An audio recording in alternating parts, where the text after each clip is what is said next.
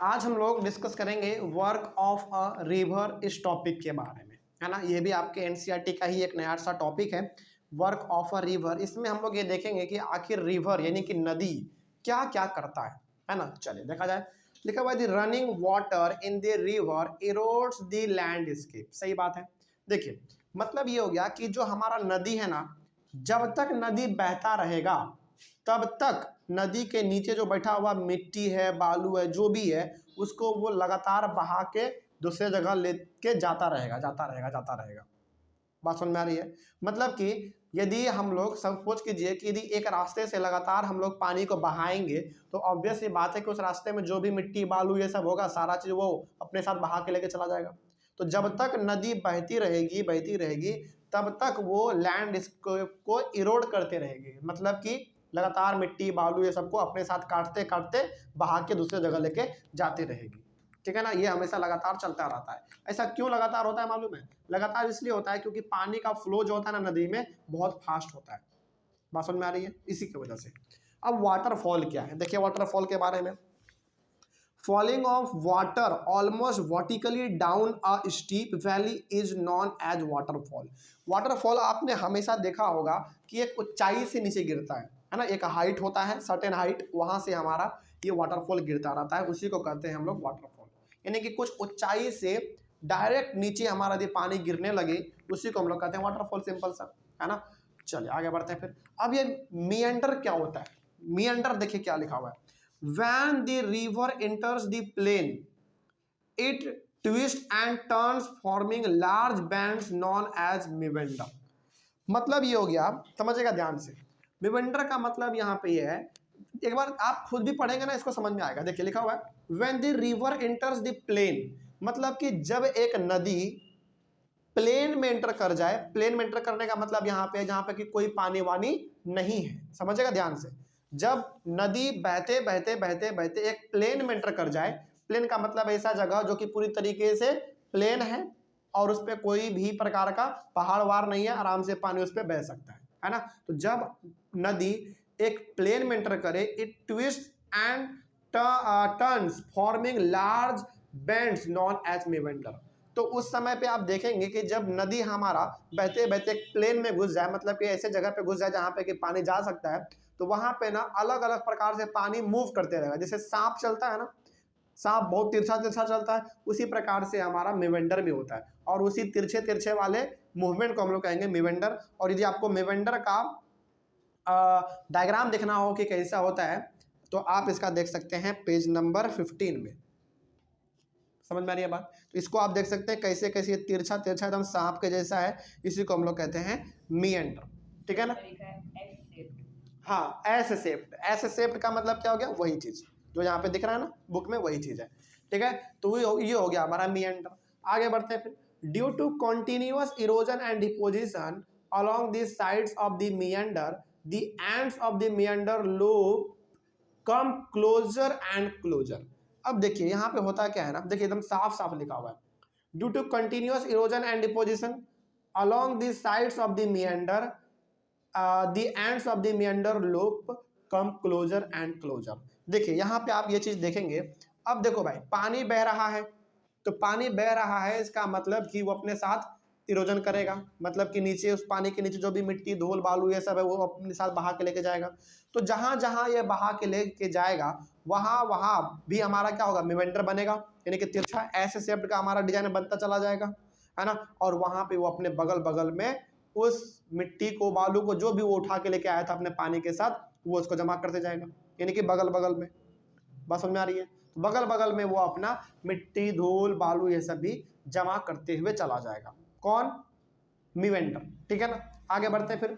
उसके बाद है ऑक्स ब्लो लेक। ये क्या होता है? Ox bow lake, the meander loop cuts off from the river and forms a cut off lake, also called an ox bow lake.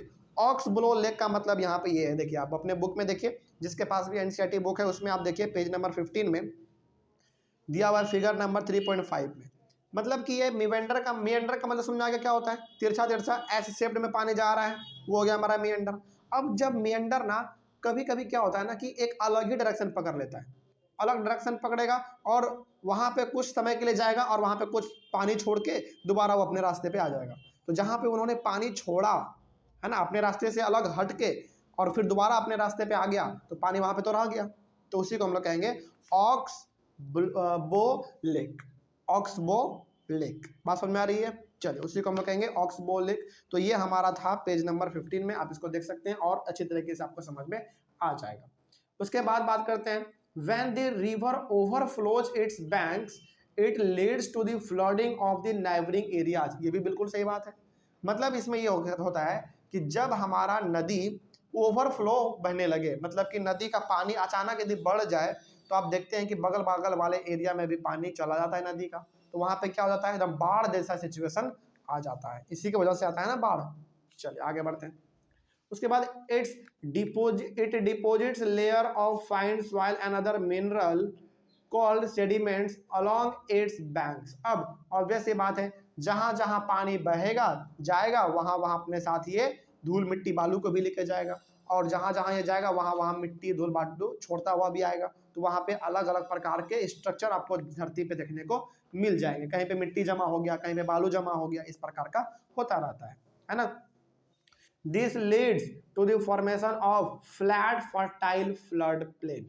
अब जहां जहां ये पानी गया था वहां वहां अपना ये मिट्टी धूल बालू तो छोड़ के आएगा ही आएगा पानी, है ना।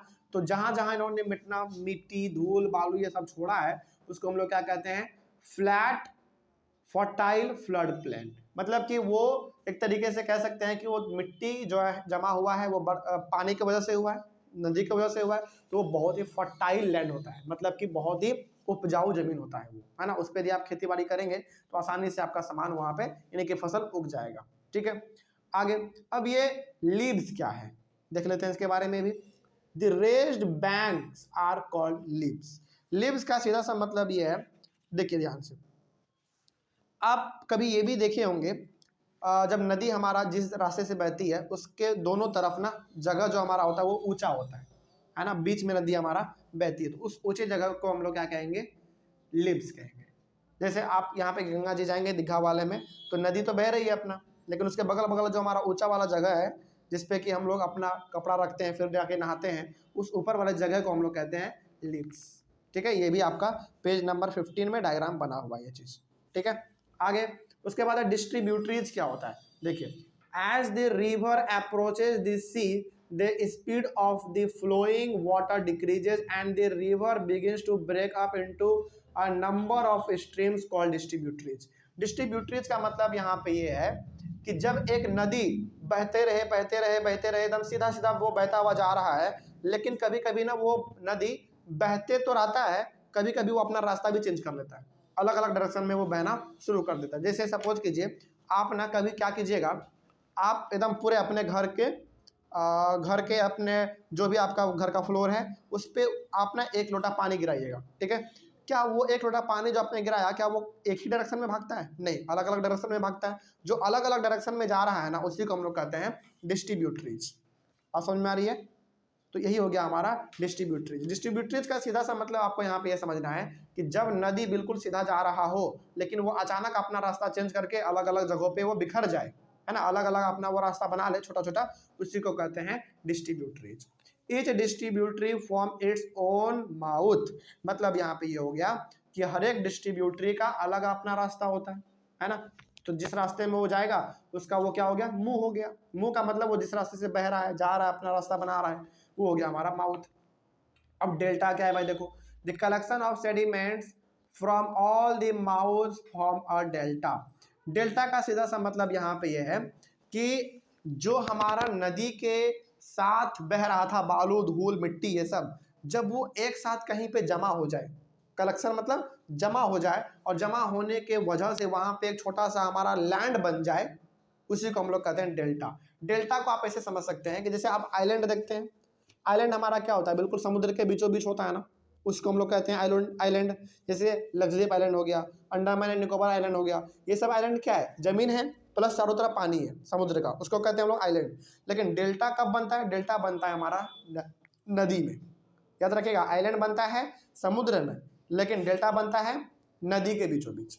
तो जैसे मान लीजिए नदी बह रहा था और नदी में धूल मिट्टी बालू तो है ही, वो तो अपने साथ काट के लेके जाएगा ही, है ना। तो वो यदि कहीं पे एक जगह जमा हो गया और जमा होने की वजह से वहाँ पे एक छोटा सा लैंड जैसा बन गया, उसी को हम लोग कहते हैं डेल्टा। सिंपल सा बात है ना।